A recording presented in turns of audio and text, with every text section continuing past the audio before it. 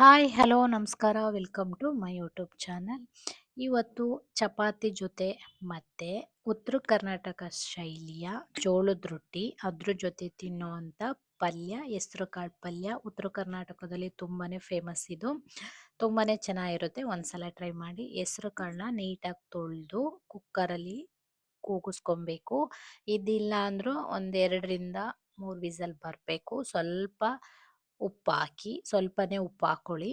ಸ್ವಲ್ಪ ಉಪ್ಪು ಹಾಕಿ ಒಂದು 3ರಿಂದ 4 ವಿಸಲ್ ಕೂಗಿದ ಮೇಲೆ ಇದಕ್ಕೆ ಸಾಸಿವೆ, ಈರುಳ್ಳಿ, ಎಣ್ಣೆ, ಅರಿಶಿನ ಪುಡಿ, ಧನಿಯಾ ಪುಡಿ, ಚಿಲ್ಲಿ ಪೌಡರ್, ಟೊಮೊಟೊ, ಕೊತ್ತಂಬರಿ ಸೊಪ್ಪು, ಹಸಿಮೆಣಸಿನ್ಕಾಯಿ, ಕಾಯಿ ತುರಿ, ಕರಿಬೇವು ಮತ್ತು ಶುಂಠಿ ಬೆಳ್ಳುಳ್ಳಿನ ಕುಟ್ಟಿಟ್ಕೊಂಡಿದ್ದೀನಿ ಮತ್ತು ಉಪ್ಪು. ಇಷ್ಟೇ ಇದಕ್ಕೆ ಬೇಕಾಗಿರೋದು. ಟೇಸ್ಟ್ ಅಂತೂ ತುಂಬಾ ಚೆನ್ನಾಗಿರುತ್ತೆ.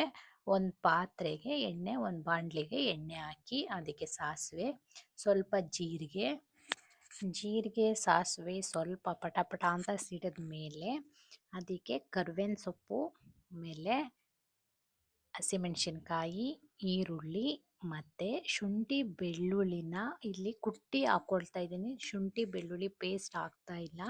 ಶುಂಠಿ ಬೆಳ್ಳುಳ್ಳಿ ಕುಟ್ಟ ಹಾಕ್ಕೊಳ್ಳೋದ್ರಿಂದ ಫ್ಲೇವರ್ ಚೆನ್ನಾಗಿರುತ್ತೆ ಅಂತ. ಪೇಸ್ಟ್ ಹಾಕ್ಕೊಂಡ್ರೇ ಒಂಥರ ಫ್ಲೇವರ್ ಇರುತ್ತೆ, ಕುಟ್ಟ ಹಾಕ್ಕೊಂಡ್ರೇ ಒಂಥರ ಫ್ಲೇವರ್ ಇರುತ್ತೆ. ಸೊ ಇಲ್ಲಿ ಕುಟ್ಟ ಹಾಕ್ಕೊಳ್ಳೋದ್ರಿಂದ ತುಂಬಾ ಚೆನ್ನಾಗಿರುತ್ತೆ ಟೇಸ್ಟು. ಇದೆಲ್ಲ ಸ್ವಲ್ಪ ಹಸಿ ಸ್ಮೆಲ್ ಹೋಗೋವರೆಗೆ ಚೆನ್ನಾಗಿ ಬಾಡಿದ್ಮೇಲೆ, ಚೆನ್ನಾಗಿ ಫ್ರೈ ಆದಮೇಲೆ ಟೊಮೊಟೊ ಹಾಕ್ಕೊಳ್ಳಿ. ಟೊಮೊಟೊ ಹಾಕ್ಕೊಂಡಾದ್ಮೇಲೆ ಸ್ವಲ್ಪ ಉಪ್ಪು ಮತ್ತು ಅರಿಶಿನ ಪುಡಿ ಹಾಕಿ. ಫಸ್ಟೇ ಉಪ್ಪು ಅರಿಶಿನ ಪುಡಿ ಹಾಕೋದಕ್ಕೆ ಹೋಗಬೇಡಿ, ಆವಾಗ ಟೊಮೊಟೊ ಸಾಫ್ಟ್ ಆಗಲ್ಲ. ಟೊಮೊಟೊ ಹಾಕಿದ್ಮೇಲೆ ಸ್ವಲ್ಪ ಉಪ್ಪು ಅರಿಶಿನ ಪುಡಿ ಹಾಕ್ಕೊಂಡ್ರೆ ಟೊಮೊಟೊ ಬೇಗ ಸಾಫ್ಟ್ ಆಗುತ್ತೆ. ಸೊ ಅದಕ್ಕೋಸ್ಕರ ಆಮೇಲೆ ಹಾಕ್ಕೊಳ್ಳಿ. ಇಲ್ಲಿ ಉಪ್ಪನ್ನ ನೋಡಿ ಹಾಕ್ಕೊಬೇಕು. ಯಾಕೆ ಅಂತಂದರೆ ಅಲ್ಲೂ ಕೂಡ ಕಾಳಿಗೂ ಕೂಡ ಉಪ್ಪು ಹಾಕಿರ್ತೀವಿ, ಅದಕ್ಕೇ ನೋಡಿ ಹಾಕ್ಕೊಳ್ಳಿ ಉಪ್ಪನ್ನ. ಹಾಗೆ ಚಿಲ್ಲಿ ಪೌಡರ್ ಮತ್ತು ಧನಿಯಾ ಪುಡಿ ಎರಡನ್ನೂ ಹಾಕ್ಕೊಂಡು ಅದು ಅಷ್ಟೇ ಒಂದು ನಿಮಿಷ ಹಸಿ ಸ್ಮೆಲ್ ಹೋಗೋವರೆಗೆ ಸ್ವಲ್ಪ ಫ್ರೈ ಮಾಡ್ಕೊಳ್ಳಿ. ಫ್ರೈ ಮಾಡ್ಕೊಂಡಾದ್ಮೇಲೆ ನಾವು ಕೂಗ್ಸಿರ್ತೀವಲ್ಲ ಕಾಳು ಇದೇ ಥರ ಕೂಗಬೇಕು. ಕಾಳು ಚೆನ್ನಾಗಿ ಬೆಂದ್ರೇ ಅದು ಟೇಸ್ಟು ಚೆನ್ನಾಗಿರುತ್ತೆ.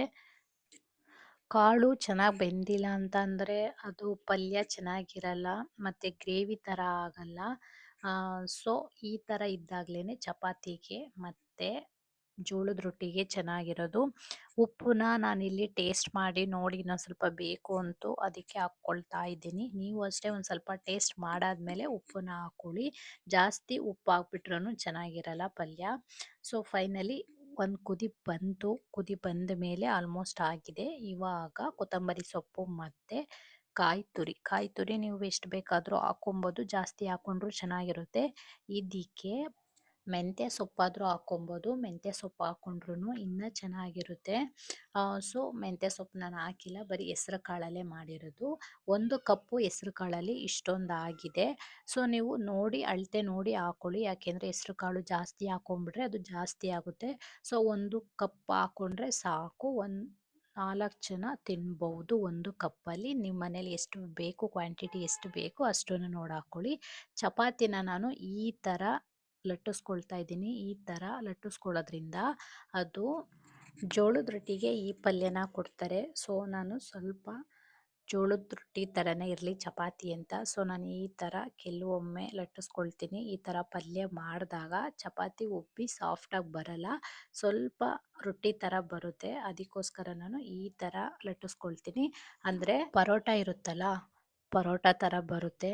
ಸೊ ಈ ಥರ ಪಲ್ಯಗಳಿಗೆ, ಗುಜ್ಜುಗಳಿಗೆ ಆ ಥರ ಚಪಾತಿ ಒತ್ಕೊಂಡ್ರೆ, ಈ ಥರ ಚಪಾತಿ ಒತ್ಕೊಂಡ್ರೆ ತುಂಬಾ ಟೇಸ್ಟು ಚೆನ್ನಾಗಿರುತ್ತೆ. ಸೊ ಇದು ತೆಳ್ಳಗೆ ಬರುತ್ತೆ ಚಪಾತಿ, ದಪ್ಪ ಬರಲ್ಲ. ನೀವು ಎಷ್ಟು ಅಗಲ ಒತ್ತುತ್ತೀರೋ ಅಷ್ಟು ಅಗಲ ಬರುತ್ತೆ. ನೀವು ಈ ಪಲ್ಯ ಏನಾದ್ರು ಸ್ಪೈಸಿ ಬೇಕು ಅಂತಂದರೆ ಸ್ವಲ್ಪ ಚಿಲ್ಲಿ ಪೌಡ್ರು ಎಕ್ಸ್ಟ್ರಾ ಹಾಕ್ಕೊಂಡ್ರೆ ಆಯಿತು, ಸ್ಪೈಸಿಯಾಗಿರುತ್ತೆ. ಯಾಕೆಂದರೆ ಹೆಸ್ರು ಕಾಳು ಸ್ವಲ್ಪ ಸ್ವೀಟ್ ಇರೋದ್ರಿಂದ ಕೆಲವರು ಇಷ್ಟಪಡಲ್ಲ. ಬಟ್ ಈ ಪಲ್ಯ ತುಂಬಾ ಚೆನ್ನಾಗಿರುತ್ತೆ, ಕ್ವಿಕ್ಕಾಗಿ ಬೇಗ ಆಗುತ್ತೆ. ನೋಡಿ ಚಪಾತಿ ಇವಾಗ ಎಷ್ಟು ಚೆನ್ನಾಗಿ ಬಂತಲ್ಲ. ಸೊ ಚಪಾತಿ ರೊಟ್ಟಿ ಥರನೇ ಬಂತು ಆಲ್ಮೋಸ್ಟ್. ಈ ಥರ ಮಾಡ್ಕೊಳ್ಳೋದ್ರಿಂದ ತಿನ್ನೋದಕ್ಕೂ ಚೆನ್ನಾಗಿರುತ್ತೆ. ಒಂದೇ ಥರ ಚಪಾತಿ ಒತ್ಕೊಳ್ಳೋ ಬದಲು ಈ ಥರನೂ ಒಂದ್ಸಲ ಟ್ರೈ ಮಾಡಿ. ಹಾಗೆ ಗ್ರೇವಿನೂ ಅಷ್ಟೇ ತುಂಬಾ ಚೆನ್ನಾಗಿತ್ತು. ಬಿಸಿ ಬಿಸಿದ್ರಲ್ಲಿ ತುಪ್ಪ ಹಾಕ್ಕೊಂಡು ತಿಂದ್ರಂತೆ ಮಸ್ತ್ ಕಾಂಬಿನೇಷನು. ಒಂದ್ಸಲ ಸಿಂಪಲಾಗಿ ಮಾಡ್ಕೊಳ್ಳೋ ಅಂಥದ್ದು, ಯಾವುದೇ ತರಕಾರಿ ಏನೂ ಬೇಕಾಗಿಲ್ಲ, ಸುಲಭವಾಗಿ ಫಾಸ್ಟಾಗಿ ಕ್ವಿಕ್ಕಾಗಿ ಮಾಡ್ಕೊಳ್ಳೋ ಅಂಥದ್ದು. ಒಂದ್ಸಲ ಟ್ರೈ ಮಾಡಿ ಹೇಗಿತ್ತು ಅಂತ ಕಮೆಂಟ್ ಮಾಡಿ.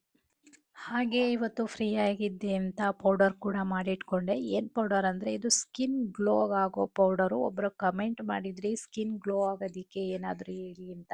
ಸೊ ನಾನು ಆ ಕ್ರೀಮ್ ಹಾಕಿ ಈ ಕ್ರೀಮ್ ಹಾಕಿ ಅಂತ ಏನೂ ಹೇಳಲ್ಲ. ಇದು ನ್ಯಾಚುರಲ್ ಆಗಿ ಗ್ಲೋ ಆಗಬೇಕು. ಕ್ರೀಮ್ ಹಾಕಿದ್ರೆ ಮುಖ ಮಾತ್ರ ಗ್ಲೋ ಆಗುತ್ತೆ, ಕೈ ಕಾಲೆಲ್ಲ ಗ್ಲೋ ಆಗಲ್ಲ. ಸೊ ಅದಕ್ಕೋಸ್ಕರ ಇದು ನಾವು ಎಷ್ಟೇ ಟ್ಯಾನ್ ಆಗಿದ್ರು, ಇವಾಗ ಕೈ ಎಲ್ಲ ಟ್ಯಾನ್ ಆಗಿರುತ್ತೆ, ನಾವು ಅಡುಗೆ ಮಾಡ್ತಾ ಇರ್ತೀವಿ, ಬಿಸಿ ತಾಗಿ ಕೈ ಎಲ್ಲ ಟ್ಯಾನ್ ಆಗಿರುತ್ತೆ, ಆಮೇಲೆ ಕತ್ತತ್ರ ಕಪ್ಪಗಾಗಿರುತ್ತೆ, ಅಂಡರ್ ಆರ್ಮ್ಸ್ ಹತ್ರ ಕಪ್ಪಾಗಿರುತ್ತೆ, ಮೂಗ್ ಮೇಲೆ ಕಪ್ಪಾಗಿರುತ್ತೆ, ಕಣ್ಣತ್ರ ಕಪ್ಪಾಗಿರುತ್ತೆ, ಅದೆಲ್ಲ ಇದ್ದರೆ ಬೇಗ ಇದು ಅಂದರೆ ಸ್ಕಿನ್ನು ಗ್ಲೋ ಬರುತ್ತೆ. ಸೊ ಇದನ್ನ ಸೋಪ್ಗಿಂತ ಇದನ್ನೇ ಯೂಸ್ ಮಾಡ್ಬೋದು. ನಾನು ಬಾಣ್ತಿಲಿ ಇದೇ ಪೌಡರ್ ಯೂಸ್ ಮಾಡ್ತಿದ್ದು, ಅವಾಗ್ಲಿಂದನೂ ನಾನು ಇದನ್ನೇ ಪೌಡರ್ ಮನೇಲೇ ಮಾಡ್ಕೊಳ್ತೀನಿ. ಇದನ್ನ ಮನೇಲಾದರೂ ಪೌಡರ್ ಮಾಡ್ಕೊಬೋದು, 1 ವೀಕಿಗೆ ಆಗಷ್ಟು ಇಟ್ಕೊಬೋದು. ಇಲ್ಲ ಅಂತಂದರೆ ಹೊರಗಡೆ ಮಿಷಿನಲ್ಲಾದರೂ ಮಿಲ್ಲಲ್ಲಾದರೂ ಪೌಡರ್ ಮಾಡಿ ಇಟ್ಕೊಬೋದು. ಹೊರಗಡೆ ಮಾಡಿಸಿದ್ರೆ 1 kg ಮೇಲೆ ಜಾಸ್ತಿ ಬೇಕಾಗುತ್ತೆ. ಮನೇಲೇ ಆದರೆ ಒಂದೊಂದು ಬೌಲು, ಅದು 1 ಬೌಲು ಇದು 1 ಬೌಲು, 1 ವೀಕ್ ಅಂತೂ ಬಂದೇ ಬರುತ್ತೆ. ನೀವು ಸೋಪ್ ಬಳಸೋ ಬದಲು ಇದನ್ನೇ ಬಳಸ್ಬೋದು. ಇವಾಗ ಡ್ರೈ ಸ್ಕಿನ್ ಇರುತ್ತೆ, ಇವಾಗಂತೂ ಗಾಳಿ ಹೆವಿ ಗಾಳಿ ಇರೋದ್ರಿಂದ ಡ್ರೈ ಸ್ಕಿನ್ ಇರುತ್ತೆ. ಇದನ್ನು ಹಾಕಿ ನೋಡಿ ಎಷ್ಟು ಸ್ಮೂತ್ ಆಗುತ್ತೆ ಅಂದರೆ, ಇದನ್ನು ಫುಲ್ ಮೈಗೆಲ್ಲ ಹಾಕ್ಕೊಂಡು ಸ್ನಾನ ಮಾಡ್ಬೋದು. ಆಮೇಲೆ ಇದು ಬಟಾಣಿ ಸ್ಕ್ರಬ್ ಥರ ಆಗುತ್ತೆ. ನಾವು ಮನೇಲೇ ಪುಡಿ ಮಾಡ್ಕೊಳ್ಳೋದ್ರಿಂದ ಅದೊಂಥರ ಸ್ಕ್ರಬ್ ಥರ ಬರುತ್ತೆ, ಪೌಡರು ತರಿ ತರಿ ಆಗುತ್ತೆ.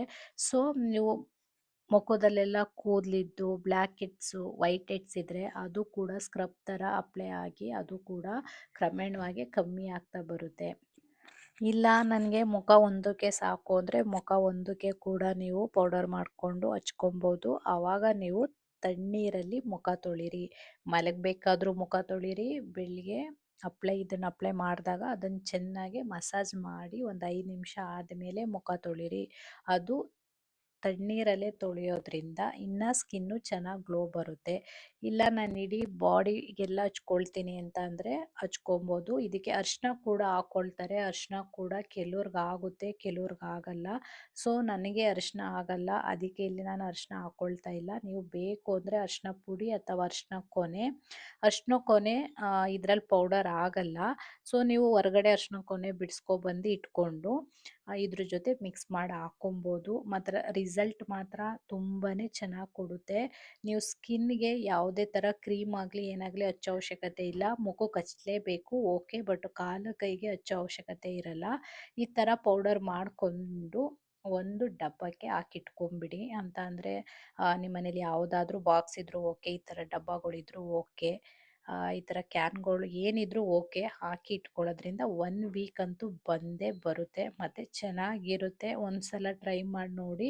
ಯಾವುದೇ ಟ್ರೈ ಮಾಡಿದ್ರೂ ಕೂಡ ನ್ಯಾಚುರಲ್ ಆಗಿರಬೇಕು, ಆವಾಗಲೇ ಕೂಡ ಅದು ನಮಗೆ ರಿಸಲ್ಟ್ ಕೊಡೋದು. ಸೊ ಗೈಸ್, ನಿಮಗೆ ಈ ವಿಡಿಯೋ ಇಷ್ಟ ಆಗಿದರೆ ನಮ್ಮ ಚಾನಲ್ನ ಸಬ್ಸ್ಕ್ರೈಬ್ ಮಾಡಿ, ಹಾಗೆ ಲೈಕ್ ಮಾಡಿ, ನಿಮ್ಮ ಫ್ಯಾಮಿಲಿ ಫ್ರೆಂಡ್ಸ್ಗೆಲ್ಲ ನಮ್ಮ ವಿಡಿಯೋನ ಶೇರ್ ಮಾಡಿ. Thank you. ಹಾಗೆ ಕಮೆಂಟ್ ಮಾಡಿದ್ರಲ್ಲ, ಒಂದ್ಸಲ ಈ ಪೌಡರ್ನ ಟ್ರೈ ಮಾಡಿ ಹೇಗಿತ್ತು ಅಂತ ಕಮೆಂಟ್ ಮಾಡಿ.